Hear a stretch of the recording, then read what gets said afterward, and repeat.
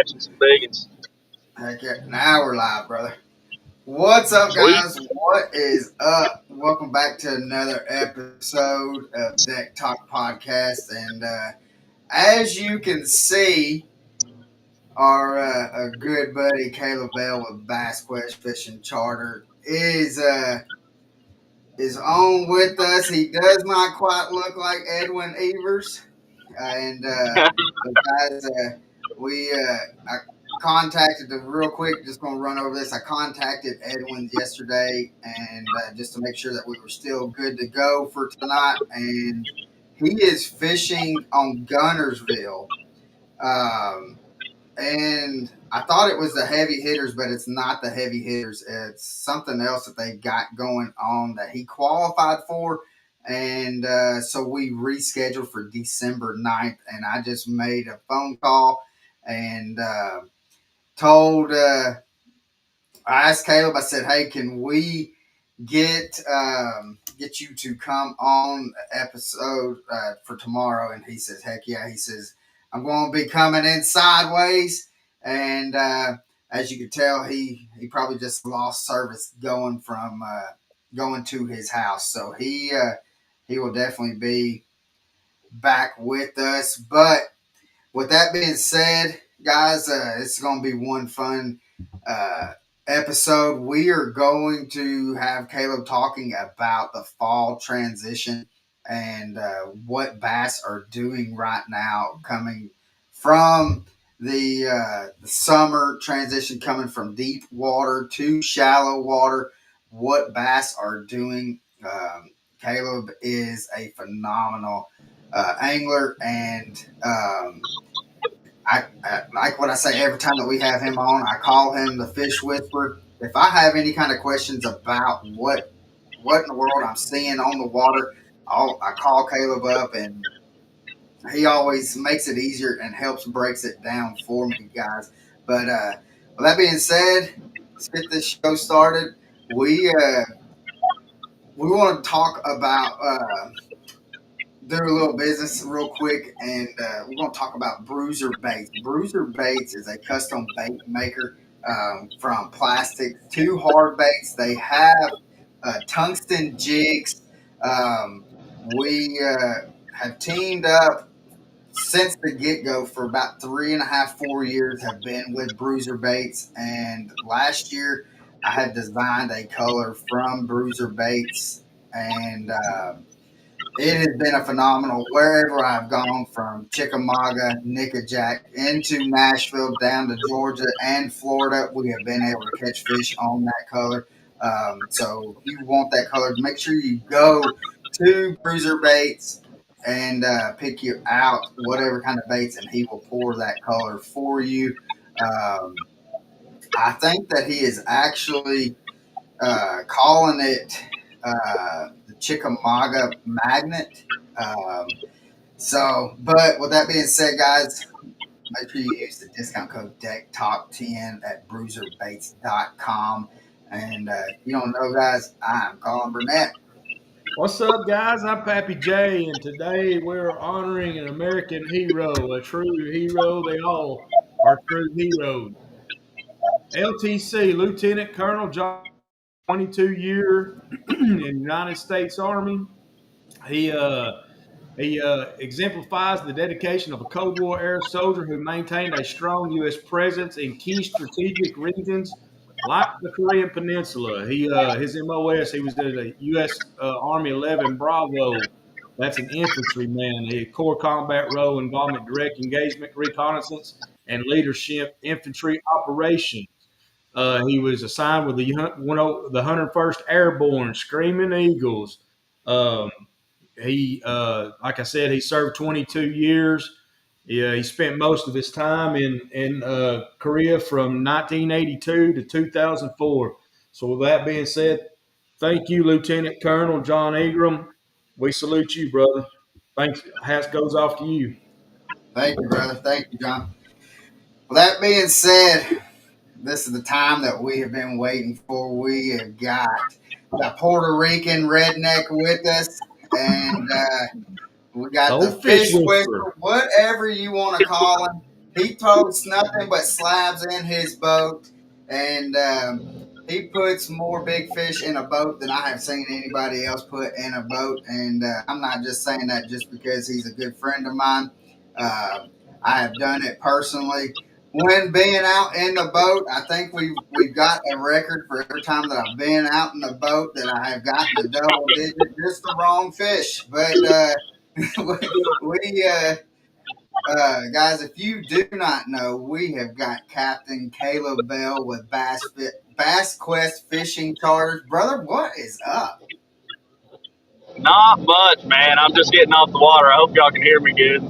Yeah, we got you good. I had a heck of a day, man. Ran 2 trips today. I'm just now popping off. We fished a little late because we got on a really good bite and started catching some big ones. We caught a 9.5 and an 8 3/4 just about, and dumped off like a 7. It was going hot and heavy there. And then Colin shot me a text and was like, "Hey, you still on the podcast?" And I was like, yeah. One sec, let me get we get to the room there. Absolutely, yeah. Got a little bit distracted. And that happens pretty easily. I tell Michelle, like, attentively, I'm going to be off the water at this time, but if the fish are biting, don't expect me off. So you can't leave it when it's going good. So, but it was happening this morning. It was insane. I had a kids trip this morning, and they voted 83 bass this morning. That's a pretty good one. But this afternoon we went big fish hunting specifically with a group that I had, and we were successful there too. This overcast had them going. We're finally starting to get some fronts. Finally starting to drop the water temps a little bit and get into this fall bite pretty good. You could really tell that there was a little bit of a mood swing the last few days, especially today. Yeah. So now what we have already, I mean, the fall transition has already kind of started. So they're coming from deeper water into shallower water. So what are the baits that they are like mainly targeted on? Is it schooling shad, or is it just kind of just following whatever kind of little bait pod that they can find, or what is it that they're looking for? I've really noticed, especially the schooling fish, there's always a good amount of largemouth on this lake that will chase with white bass. I've always said in the fall, if you can find the white bass somewhere very close to you is where the bass are. And that's what I'm starting to see. They're starting to push the flats, pop out of the creek channels, pushing the flats. And anywhere from about 7 to 14 foot of water or so is where I've been finding them. And they're on smaller bait, but there's definitely the better fish that I've found are on gizzard shad, and they're eating them like, I don't know, probably dollar bill size, like that decent size. That seems to be kind of the deal going on right now. Of course, there's always a bunch of as the water temps change, as we start to push into the fall, you'll have more and more fish and more bluegill that'll push from the deeper water into the shallow water. A lot of people don't realize, but bluegill, they're a deep water fish. They really like to live, like the bigger populations of them I've noticed live deep in the summertime. And I think what happens is you get a major push, and more bluegill will actually push up shallow and get into the grass. And I think that's, with those cooling temperatures, that's kind of the catalyst for that frog bite. When those mats are not 100 degrees, in the heat of the day anymore. That's why whenever it's early season, as far as frogging and punching and stuff, I'm always looking for, where current is pushing into a mat. You got current pushing into there, you're going to have stable water that gets pushed in there, or maybe there's a freshwater spring or like a creek inlet that's pushing a little bit cooler water into that mat. That seems to be a big deal early. And then as you start to cool down, that's when those fish seems like they push shallower and shallower, the bluegill and a lot of the shad. The shad start to pop into the mats too. I'm already seeing some of that, but you see more and more of it as the fall progresses, as we continue to drop water on Chickamauga. But it also happens on the stable bodies of water. Like we know Guntersville, and Guntersville draws down. Don't get me wrong, but I mean we're not talking a lot. You know what I mean? Yeah. It's a pretty reasonable amount. Whereas Nickajack is relatively stable all year round. Like we talk about that quite a bit, where Nickajack is kind of like a tidal fishery. It fluctuates up and down daily. Most of the time, it's a pretty stable flux. During the summer. In years past, we've always had it. It starts out low, gradually works its way up, ends. Starts at 8,000, ends at 42,000 or something. That's kind of been the staple over the years. But what I've noticed, I think it has a lot to do with all the stuff they're doing on the upper side of the dam for the lock now. They're starting to make progress on the upper side. It seems like all summer long they've kept it, or tried to keep it, between like 16 and like upper 20s, which has made a big difference on that. So it's been relatively stable water, not as much of an influx. I think that has really helped the early, grass bite on Nickajack, as far as like the mat bite. The gill grass bite's always good, but that actual mat bite seems like it was helped by that. So we got it a little earlier. But the other kind of double-edged sword to that is, now we're getting more flow in order to drop down Chickamauga, and that is very quickly changing the landscape on Nickajack, where you've got grass that's going away every day, versus Chickamauga, where grass is appearing every day because you're dropping, so you start to get more and more. So that's kind of the one, I guess, positive of a winter drawdown that we've got on Chig, is that less grass gets blown away as we're going. As we're dropping water, that stuff is hollowing out and becoming a mat. So you get this kind of a gradual flow of the mats starting to happen. Yeah. Well, and it's with you talking about bluegill coming from summer from even like being the deep, the bigger bluegill are from coming up shallow into the grass mats. And it's kind of funny that you say that, because like here the past 2 to 3 weeks, you're really starting to hear those mats come alive on Chickamauga. And if you don't know what I'm talking about, guys, it kind of, it's like a little pop. It's almost like when you pour Rice Krispies into a bowl of cereal and pour milk in it, it's that little kind of popping that the Rice Krispies make is what you're going to hear. And so have you noticed that as well? I have. It's been happening for quite a while on Nickajack, but what I noticed, you can tell the difference. If you really listen, you can tell the difference between what the bigger bluegill sound like and the smaller bluegill. And you do start to notice those bigger bluegill. And the same thing, you see them because, like when you throw your frog in there, you'll spook them a lot of times. Yeah. So you're starting to see those bigger bluegill spooking in a lot of those areas. It just happens every year like that. As we start to cool down, it's like those fish will flood further and further back into that stuff. And I don't blame them. When it's 85 degrees and sunny outside, those mats in a foot and a half or less of water, they've got to be 100 degrees underneath there. Yeah. And you won't hear as many bluegill popping into that. But if you get out to an edge or, somewhere where the wind or the current's pushing in, got some stable water flowing in there, that's where you'll find the active mats early on. Right. So, quick, John Pate has a question. Says, who got you into reading fishing charts and maps? Do you still use them today, or are you using new electronics today? So I actually still do use paper maps, and a lot of them I use. You can actually look up a lot of the old U.S. Forestry's maps. Just look it up. I can't remember some kind of government something government.org. But you got a lot of the old maps. You could even see maps before the lakes were flooded. And so that could really help you kind of dial in, to me, I can visualize, we have a lot of that map on our sonars nowadays on our charts. But it really helps me visualize where the bridges were, what it looked like.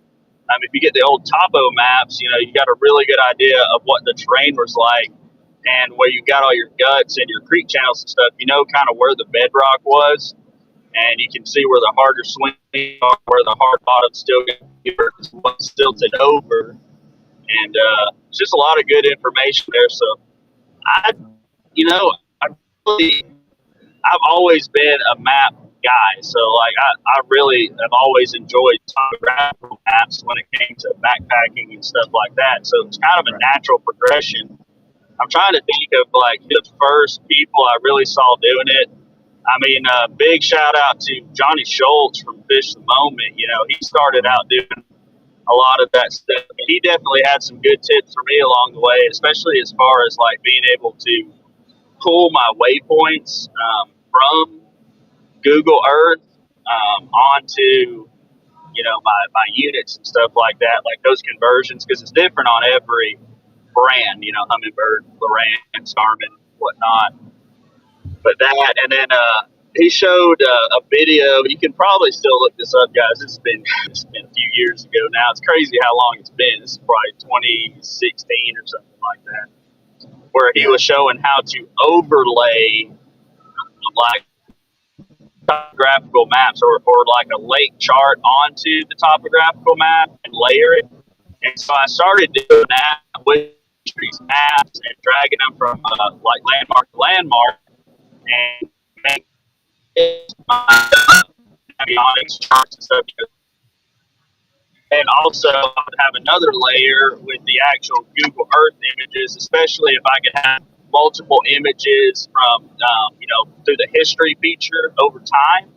Yeah. And so you can get some low water, some dirty water images, some images where the grass was really good, some images where the grass wasn't very good. And you can overlay all those layers and kind of scroll through them that way. So you have a really good indication of how over time the terrain was affected due to the flooding and how and why, certain types of vegetation or maybe,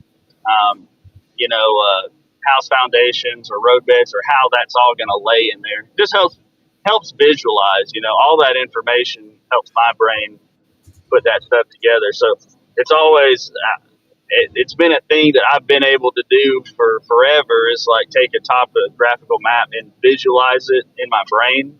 Not everybody's brain works that way. It just happens to be how mine works. So it's kind of an obvious progression for me, just with my learning style on how to find fish. So that's kind of what got us all into that deal.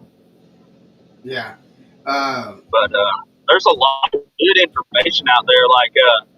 Matt Allen and Tim Little, Tactical Bass, and they did a video. Now, this was years ago, but it was how to read a topo map or something like that. And that just kind of, it lit the fire under me also, hey, I can find these maps for my lakes and stuff like that. And it was a natural progression for me just because it's something I like to do. I like to look at maps. So I was how can I, how this help? I really didn't. I don't think that I understood in the beginning how big of an impact that was on me and finding fish and understanding bodies of water. It's definitely a huge part of it. I tell people all the time, you can take, all the sonars and live scope away from me. As long as I've got mapping, I know what is going to happen as far as where vegetation is going to be, where shell beds are going to be, how fish are going to set up, where the current breaks are going to be. It's as long as I got that and I know where I am in relation to that, I'm still going to go out and catch fish. Yeah. Well, the thing is I know you do a lot on your YouTube channel and stuff about Chickamauga, Nickajack, Watts Bar, and stuff like that. That's right here locally to us. Oh yeah. But if you can learn like to read those lakes, are you able to, like, let's say go up to Michigan and go up there and fish and be able to use the same principles to be able to do the same thing? Does it transfer from one place to another? It transfers nationwide, but it transfers based on the type of lake. Like, you got to understand what kind of fishery that you're going to fish. So understanding like the types of lakes based off of how they look on the map. Whether it's a highland reservoir or in our case, the Tennessee River chain, those are lowland reservoirs. They tend to Yeah. be a little bit shallower. They tend to have fewer creeks, fewer points, and a wider dam. That's a really good point that I think Matt Allen made that point years ago, is that, most of the time if you see a really wide dam, you're going to have a lowland reservoir versus if you've got a really narrow but steep dam, that's like mountainous. It makes sense, right? You've got like a mountain that was dammed up, and so you got all the guts, you got all the ridges, all the little valleys, which creates all the, most highland reservoirs, when you look at it, looks like a porcupine or a sea urchin or something, because you got so many pockets and points and little secondary creeks and stuff like that have a million secondary points on them. So it's pretty obvious. Once you see a few of them, you can kind of understand what you're looking at. Now, some of the natural lakes are a little bit different, where you're going to have, sometimes you have a dam, but it's just like a spillover. So you're not getting natural current flow through those very often at all, unless you're having a major influx of rain. And, yeah, so, and then you've got, when you get up north, Michigan, you've got glacial lakes. You've got little lakes that are, have higher iron levels, so they're tannic water, brackish water looking lakes, and then you've got lakes that are similar to the water clarity of ours. And all of this you can find out pretty easily by looking at the shape of the lake, and also, going back and, like I said, your Google Earth history. So you start using that history picture to go back in time. Look at this thing. What does it look like in high water? What does it look like with a big rain influx? What does it look like, under normal conditions? And one thing that's helped me on some of those northern lakes when it comes to like Michigan fishing is, if it's a smaller glacial lake, you can look at, go back in time and see like what part of the lake freezes over first, right? Right. So you can kind of tell, and what part thaws first. You can tell where the stable water is on that lake, and so that can give you an indication of what's going on out there. It's all breadcrumbs, right? It's all little bits of information that you're talking, and you're putting together a picture. And for me, I do much better if I do some homework in advance when I'm going to fish a new lake, whether it's in Michigan or Virginia or Alabama, it doesn't matter, or Florida. I've done a lot of map study stuff in Florida, but I've actually so one of the things that I offer on the website is map studies. And so I break down people's lakes, and it's been really nice. I've got tons of different states now, tons of different lakes that I've broken down one-on-one with people, and they've had great success going back and using that, the advice and the recording of the video that we've done in order to find fish on their lake. So if you've got a lake, for you guys that are Midwest or wherever you're at, if you've got a lake that's got you stumped, or you'd like to learn a little bit more about your local body of water, I am always game for doing one of those map studies. You can get on there and schedule one up, and we can go through and look at all that stuff. Because I really enjoy it, even if it's a lake that I'll never get to fish or anything like that. It's super fun. Yeah. And that's one thing. Like, that's what I gather at all that is, and I'm the same way, Caleb. I can take a topo map, right, and look at it and get more information out of it as where I was to take a satellite map or a hybrid map or whatever, because you get a better feel of everything. You can see, and I mean, you can see all the creeks or the channels or the whatever. But out of all that, what I get is, if you do your homework with a topo map or any map, whatever map you have, but for me, a topo map works best. You're going to be successful at what you do. I mean, you're a prime example of that. Yeah, Right. deer hunting or fishing, like deer hunting, elk hunting, any of that stuff, you can benefit from understanding topo maps. One of the things I tell people, if they're struggling, and I get it, like if you don't have any experience, if you weren't, didn't grow up camping or backpacking or orienteering, like it's hard to visualize what you're actually seeing down there. So, especially when it comes to a chart, because you can't see underwater, right, with your eyeballs. Right. So, Yeah. I recommend people, go get a forestry's map of your local, near hill range, mountain range, whatever you want, and just go over there and get at a high point and just look at your topo. Get a little compass out. You can get a compass on your phone. Look at that topo and get an idea of what that looks like. The lay of the land on the map versus the lay of the land that you see visually with your eyes, and that'll give you a real good idea of what that actually looks like. And then you can kind of translate that once you sat there. And really, I mean, it doesn't take a whole lot of time. You can probably do that in a couple hours, kind of wandering around and looking at your especially key features like your ridges, your saddles, your valleys, and stuff like that. Then you can dial in that kind of stuff, and then you know what you're looking at underwater.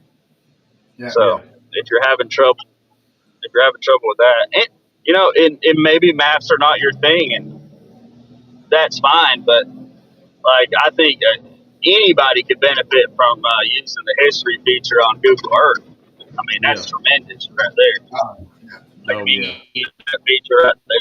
Or, and again, forestry maps. Like, even if you're not into the topo, like, you'll find road beds that are not marked. You'll find springs. You'll find house foundations. You'll find old ponds and stuff like that on forestry maps, on these homesteads and stuff like that. And you can use that devastating effect to overlay with your charts, or you don't even need the chart at that point, right? Like you take that Google point, you overlay that image, you take that Google pin, you convert it over to a waypoint, put it on your unit, so you can kind of bypass the topo learning. But I always recommend people.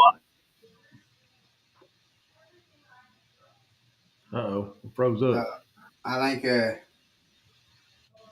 And, and it's just goes to what he's saying.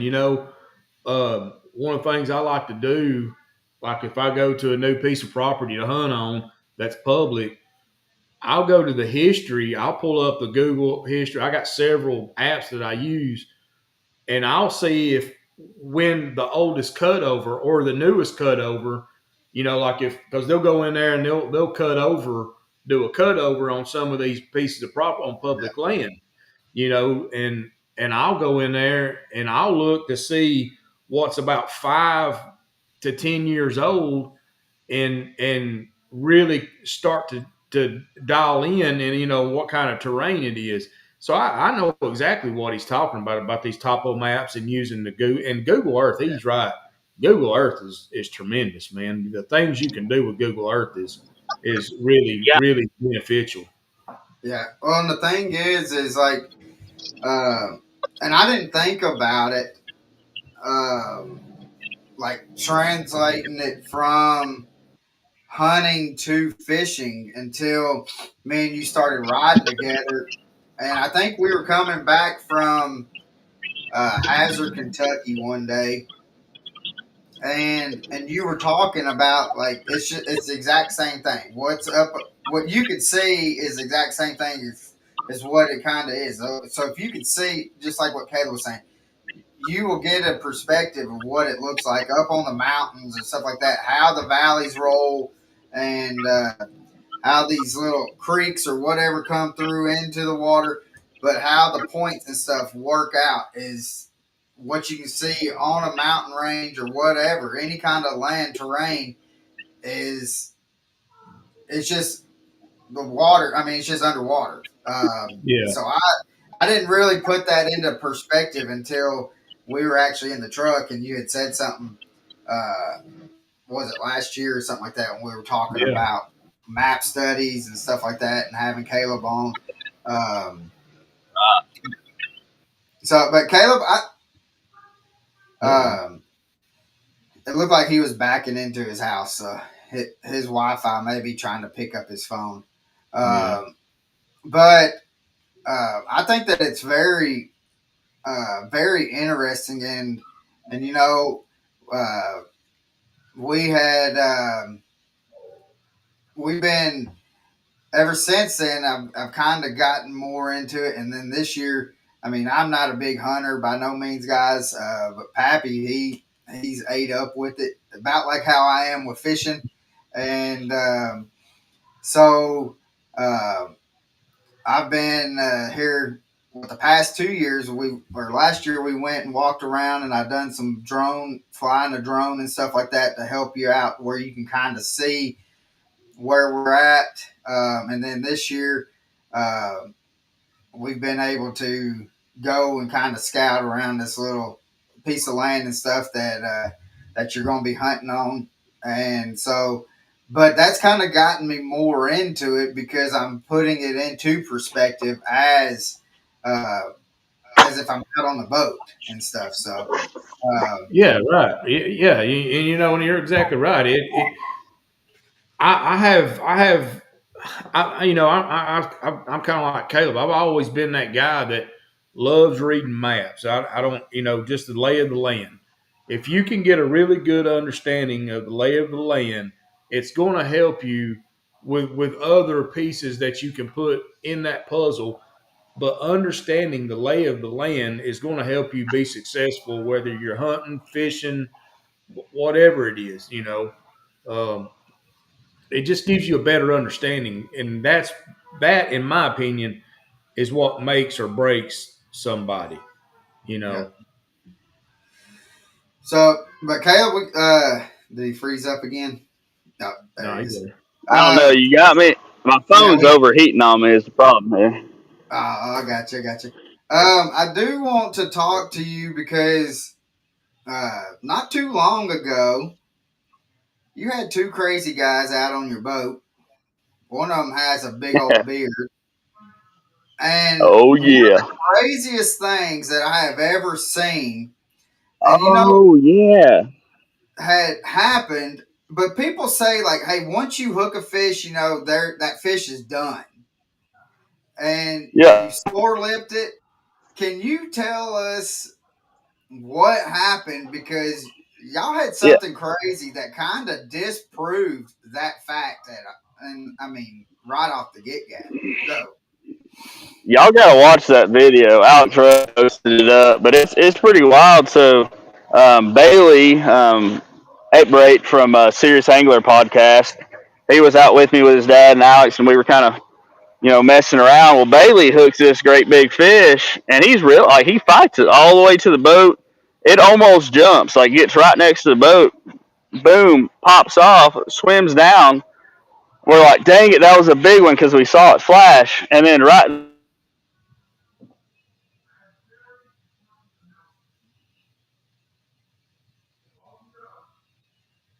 and fought all the way to the boat,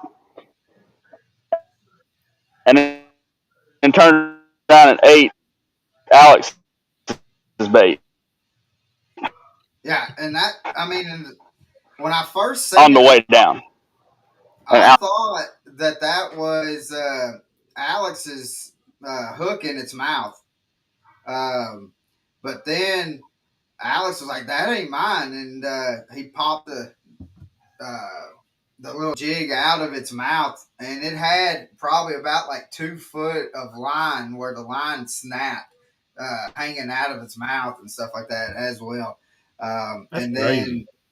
then Caleb, or not Caleb, Alex, uh, his hook was in the net when they netted it, and so it was crazy to show the fact of, because all how, like, especially when, like, if we're pre-fishing for a tournament and stuff, and you're like, I don't want to sore lip them things, they will not eat.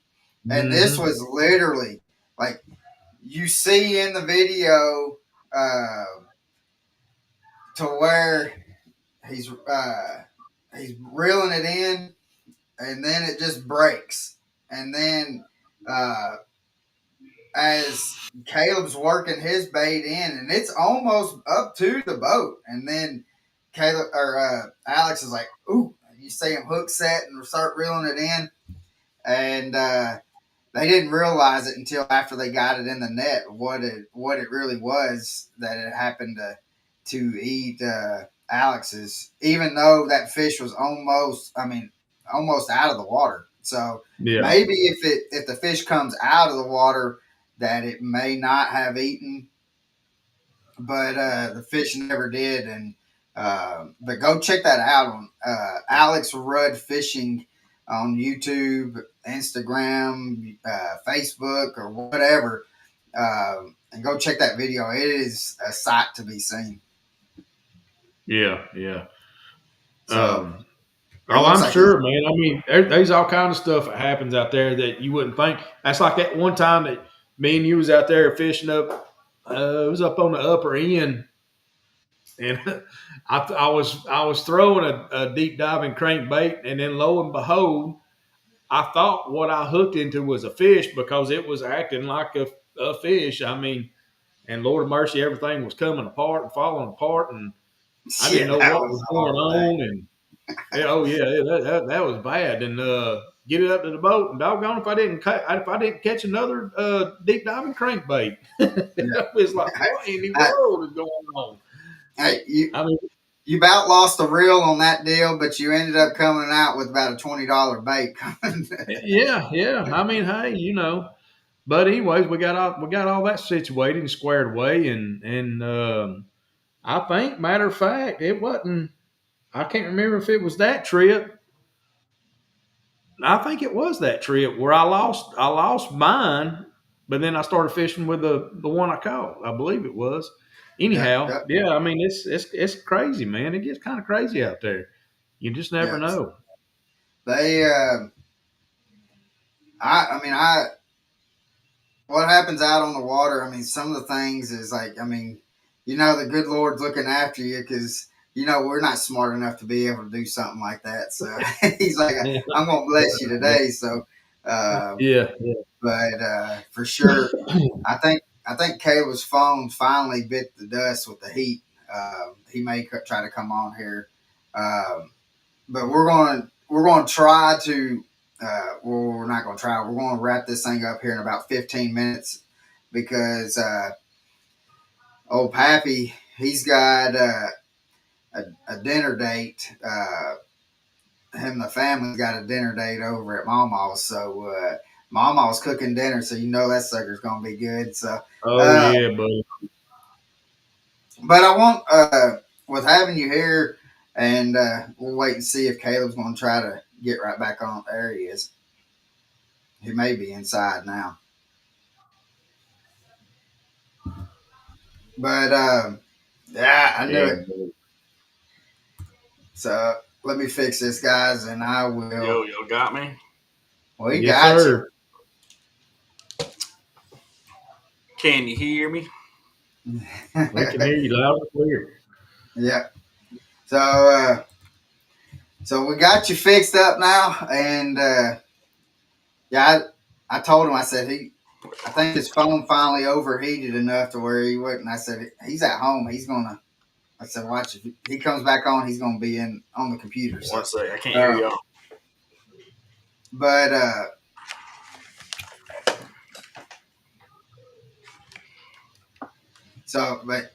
yeah, Pappy. I mean, it's just the stuff that happens out on the water has just been kind of crazy, and it's fun to be able to have, and Caleb, I mean, he's the guide, but he also, he gets to have so many people out on that boat, and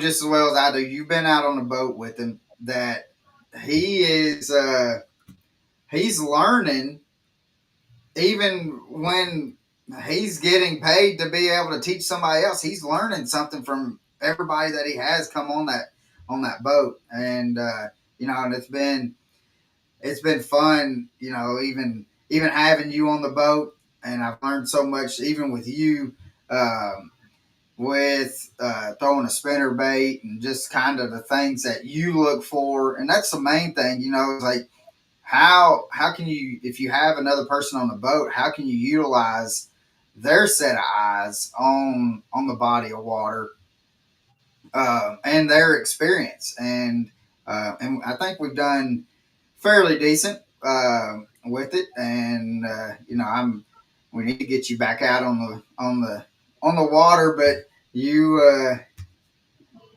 we hopefully here pretty soon we're going to be able to get that done too. So, Oh yeah. Well, I know it's like everything else. Every day's a new day, right? And one thing I've learned about the great outdoors is, whether it's fishing, hunting, you hunting deer or elk or fowl or whatever. Every day's a different day, which every day's is something you're going to learn. You're going to take something out of that day. Whether it goes, I can't tell you how many times I've walked to the same tree, climbed up the same tree, and and and not take a shot but see a ton of deer. But I've learned from that. I've learned from that. I can't tell you how many times I've been on Chickamauga. I've thrown everything in the boat at the fish and not catch nothing. But I've learned from that. I've learned the biggest thing is patience is the biggest thing. And that's a lot of times we get impatient as because we're chasing that big one. That's what we're all doing when we go out there. I'm chasing that big one, but I'm also going out there to uh, to learn new stuff to help me to be a better hunter, fisherman, or whatever it may be that I'm doing, so that I can be successful on my next hunt. Um, it's all about the thrill, and I can't. That's the one thing I love about doing what I do, as far as out, on a lake or in the woods. You can kind of merge the two and make a happy marriage out of it, and still be successful, and still kind of use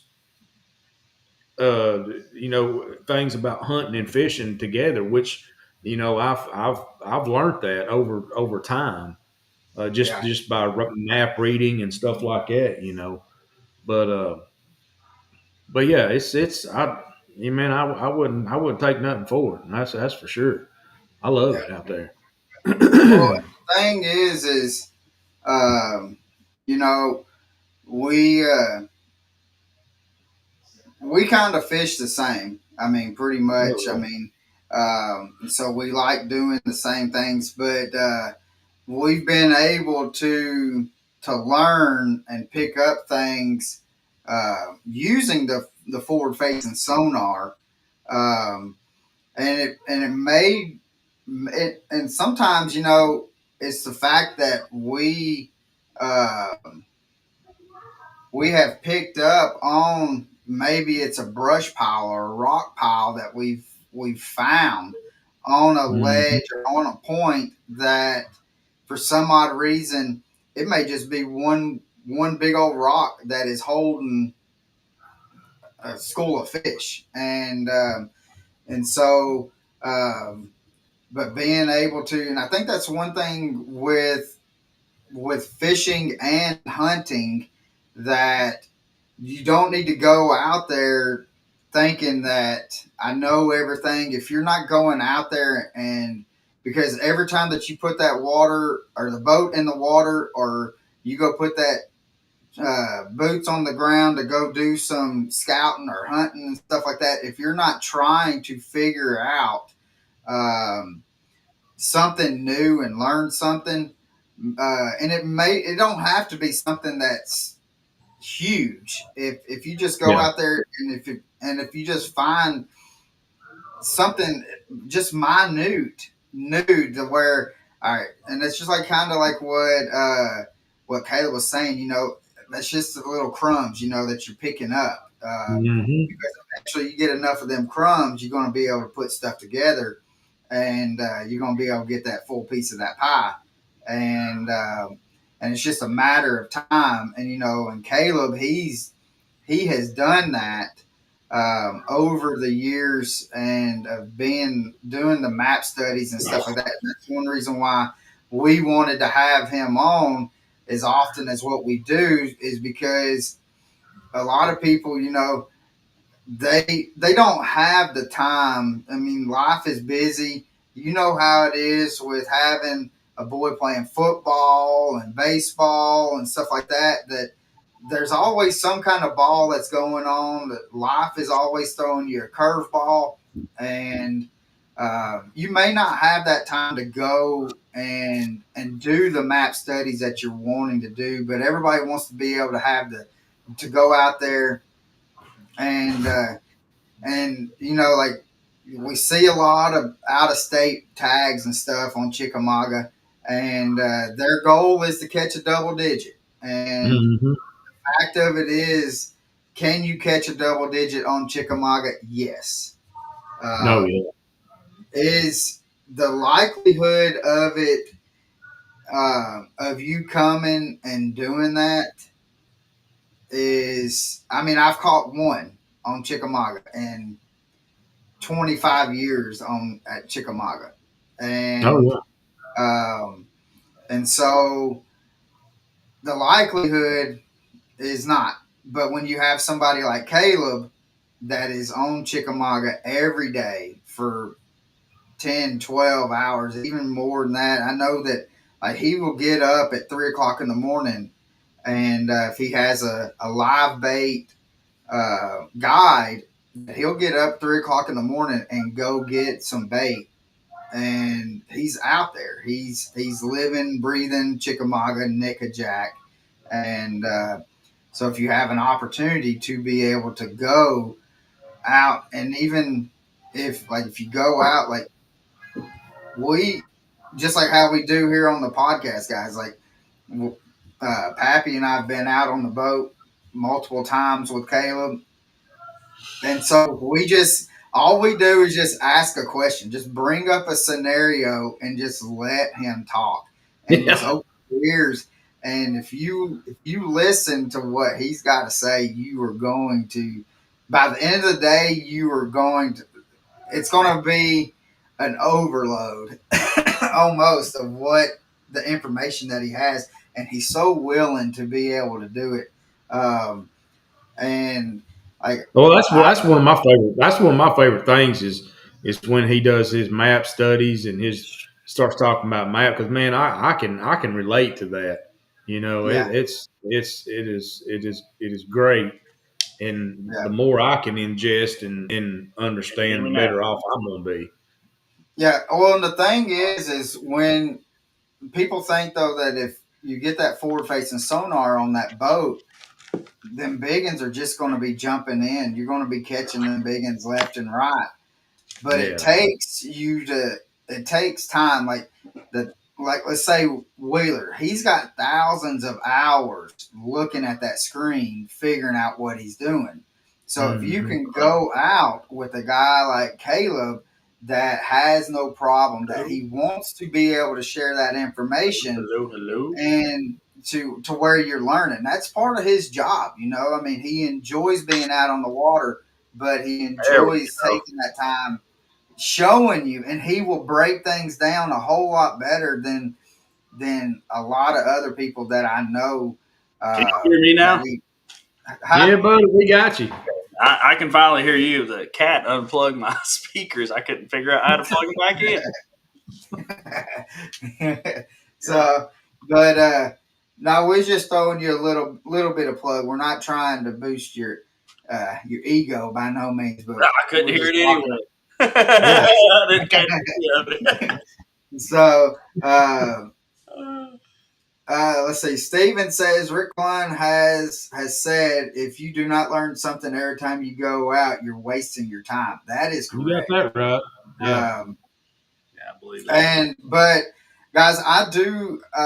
Again, this is not just a plug just because Caleb's on. I tell people all the time, in which if you're a regular viewer of the podcast, I mean, we'll talk.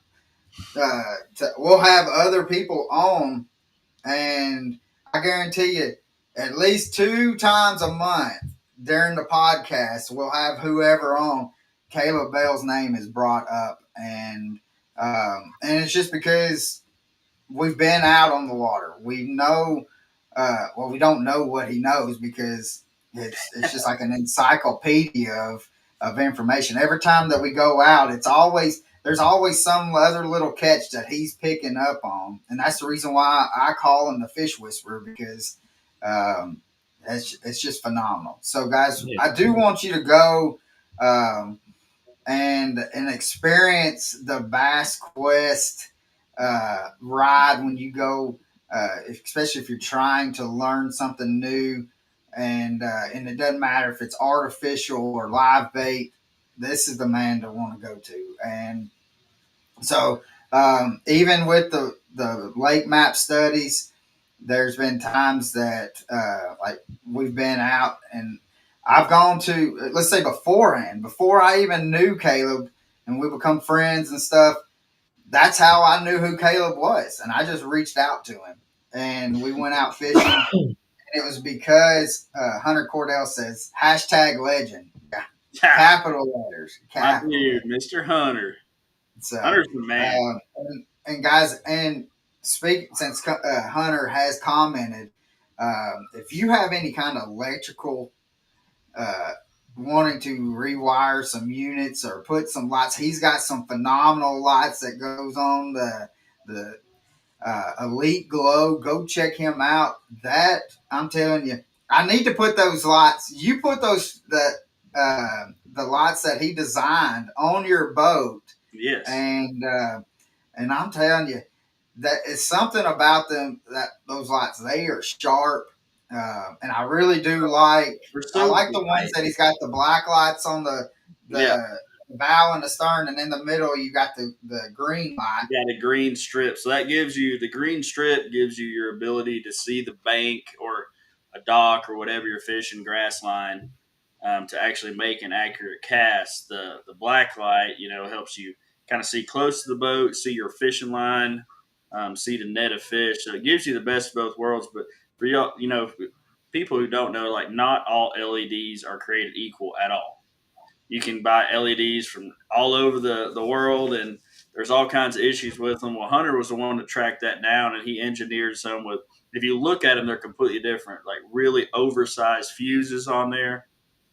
So the circuits are a lot more beefy, and it's even difficult for me to screw them up, banging into docks and stuff like that. Is the coating that's on them. You don't have to worry about the UV damage. They don't yellow hardly at all. That's a big problem with LEDs, guys. If you put like regular LEDs, and some of the big brands out there, if you put them on your boat, like within a year, those things are just like yellow. You're not getting any light out of them. They look like garbage. And another thing is he's got these headlights. And when I tell you he's got a headlight that you can put on your boat, holy smokes. You can see freaking 300 yards of that thing. It's unbelievable. And it's small. It's compact. It'll fit on your old Trex or your other trolling motors, or it can mount on the boat. So it's just a whole lot of, like, he's got his own, he takes pride in what he does. He takes pride in engineering what's going on. And he takes that engineer's mind, and he's got he's really good at figuring out problems of any kind. Like, you see this guy, he can work on vehicles. He can do anything. He's one of those guys that, he could take apart his truck, throw it in the back of the garage, have the kids mix everything around, come back 3 months later and put the thing back together. And that's just not the way my brain works. So I can't say enough good things. It's so cool to watch him and some of the guys in the shop just wire stuff up, make things clean. I've actually gone in there several times while I'm working on my boat and helped them with different boats.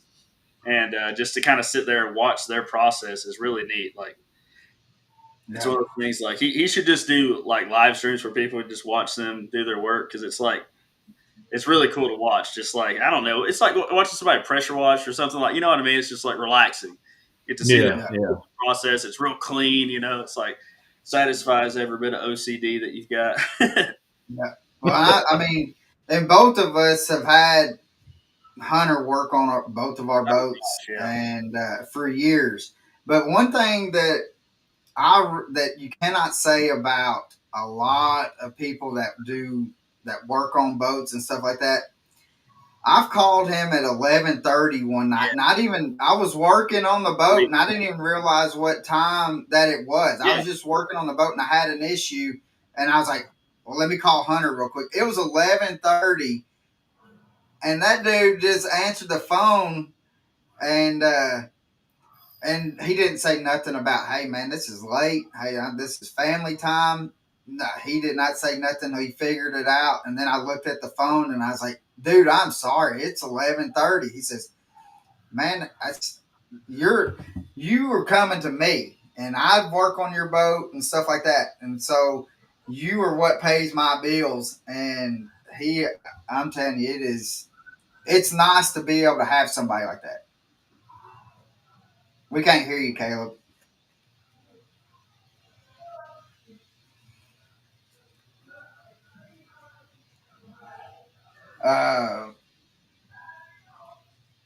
Let's see. We can't hear you. But Hunter says, Elite Glow, thanks for the support, There guys. you go. Okay, so There you go. one thing with Hunter is like he's an outdoorsman. He loves to night fish. He loves to bow fish, and he does a lot of his work later in the afternoon. So he starts a little later and gets done a lot later. And that is phenomenal. Any of the guides around here, whether it's myself or Dylan or Tanner, he has helped us out tremendously. And another good one is golly, why can I not think of dude's name? It'll come to me here in a second. Derek Hicks. Yeah. He does all my Ultrex work and trolling motor work and stuff, and he's helped so many of us guides out really late. And that's so cool having a place that is open late where he's really ripping and roaring come 6-7 o'clock. Like that's prime time for him. So it's so nice for guys like us that are out on the water fishing. You come off the water, and instead of having to figure out a day coming up that you can get in with regular business, 9 to 5 business hours, you've got somebody that works outside of those hours a lot of the time. And it's just awesome. It's a great resource to have for any fisherman, and let alone guys that are guiding like myself. It's huge. Yeah. So, well, it is after 7, Pappy. I just looked at the time. I'm sorry that we ran you. No, you good, man. That'd be Caleb, he's got a dinner date with old Mama. So Mama's got some home cooking food, and he's like, I gotta go. Hey, you can't stand up the Mama law now. No. That's like a major no. So, but real quick, guys, go check out Elite Glow. I mean, it's just not the lights, and it's everything. not the units and stuff like that they put on, because you can get the units anywhere. Yeah. But it's the customer service that you get, and then just support too. Like he is, like, as far as the actual engineering, like the thought process behind the sonars, the way these programs work, like his brain understands that. So when he's putting things together for you, it's like he can think through all that and figure all that out. It's wild to me. It's like Hunter could have an engineering degree. Like he could probably walk into any place and take a test and get one. Like I say that, I believe it. Like he has that mind. I don't know. Everybody knows somebody like that, right? Yeah. Oh, yeah. Like he can do it. Like his brain comes up with that stuff. He knows this information. He can do your load calculations. He can do all kinds of stuff. And so it's not just like somebody rigging your boat. It's not just somebody following directions. It's somebody that can troubleshoot.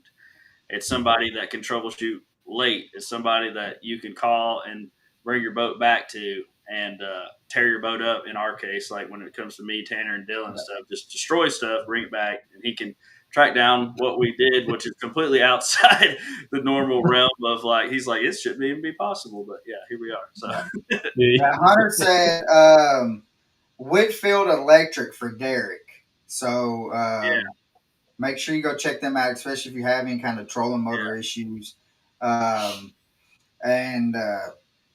because, eventually I was out on a boat with somebody. I'm not going to say any names, but I heard an old Trex all day for about 8 hours just a squalling. So. Oh, God. Yeah. I mean, my shout out to Minn Kota on that one, dude. My old Trex, it's a Gen 1.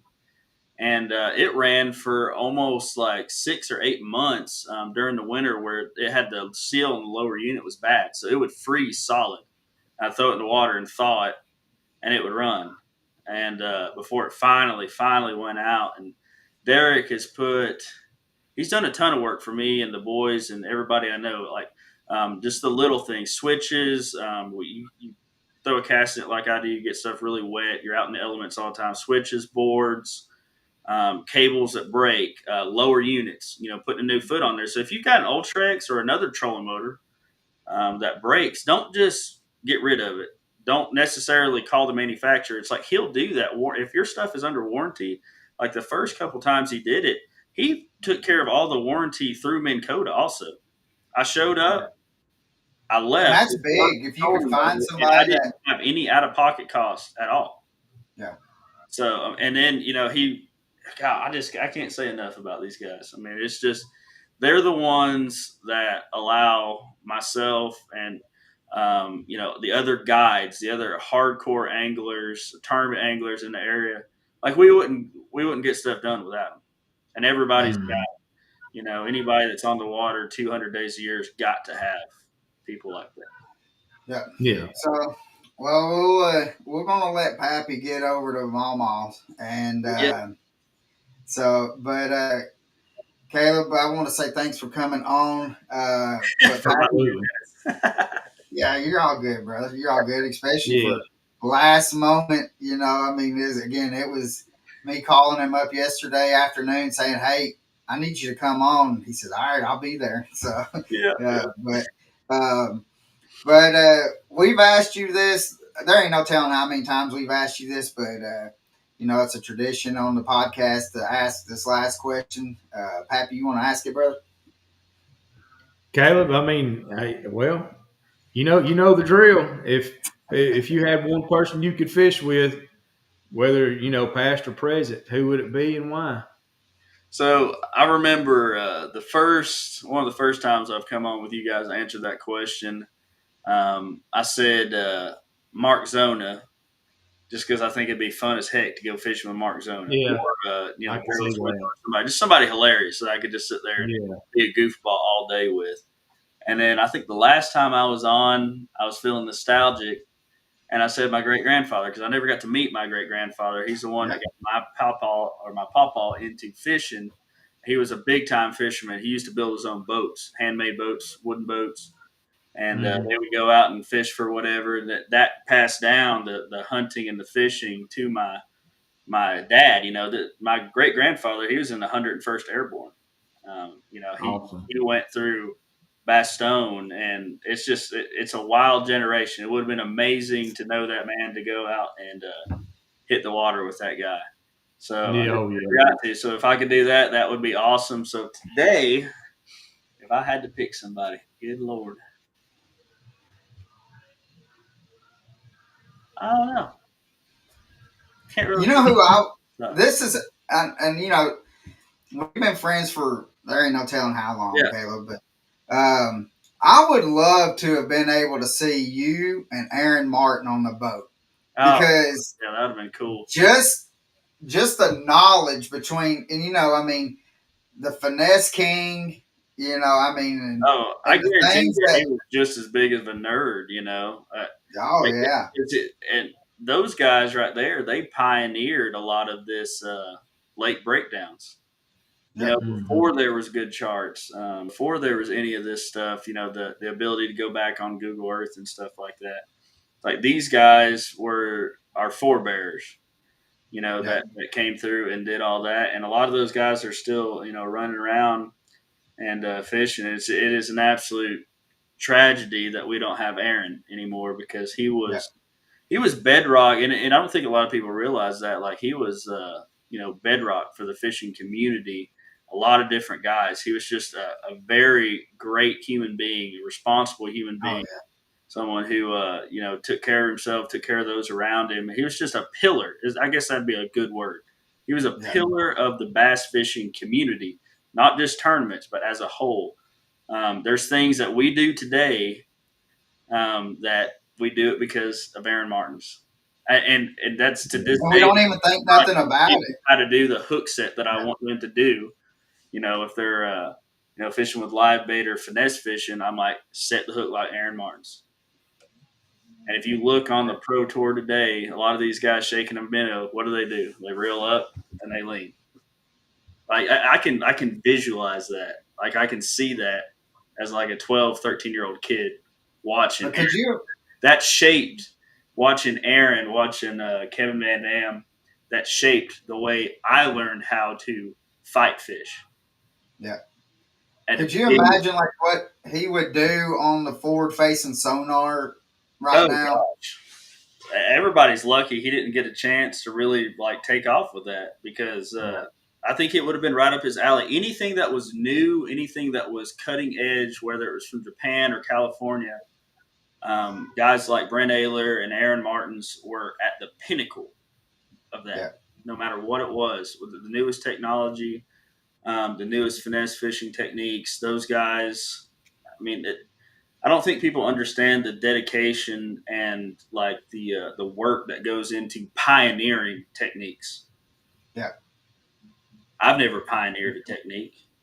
Mm-hmm. You know what I mean? Like you have to think so far outside the box and be so confident.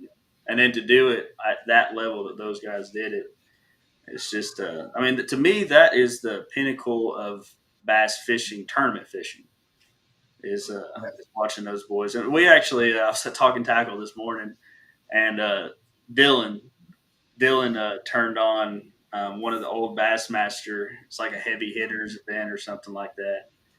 And was watching all those boys. Back when the helicopter was chasing like 30 yards away, it looked like. Oh, yeah.